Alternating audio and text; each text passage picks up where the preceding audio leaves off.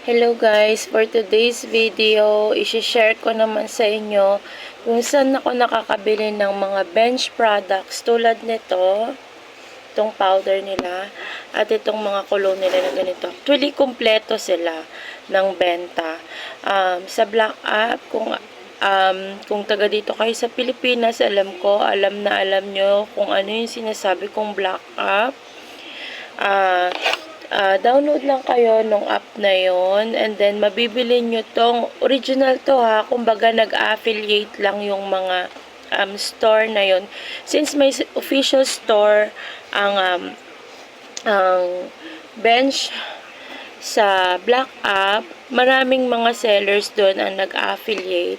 And since user ako ng product ng bench, nag-affiliate din ako sa shop nila. So ito kasi cologne na talaga namin to eh. Magmula pa noon, kahit ako nung high school days ko up to now, gusto ko lang ng cologne. Pero may mga gusto din ako sa kanilang mga perfume, yung mga pabango na di-spray before, yung Atlantis, yan.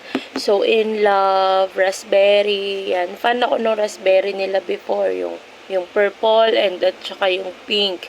Yan, favorite ko yan nung high school days. Pero since mga baby ko na yung gumagamit, gusto ko yung cologne lang para kahit pagpawisan sila, mabango pa rin sila. And syempre, pinapartneran ko nitong powder nila.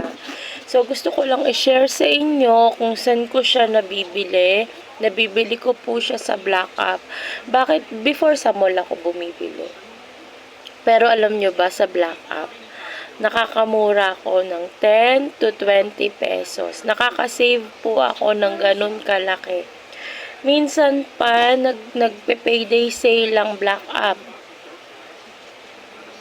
Opo, nagpe-payday sale po sila.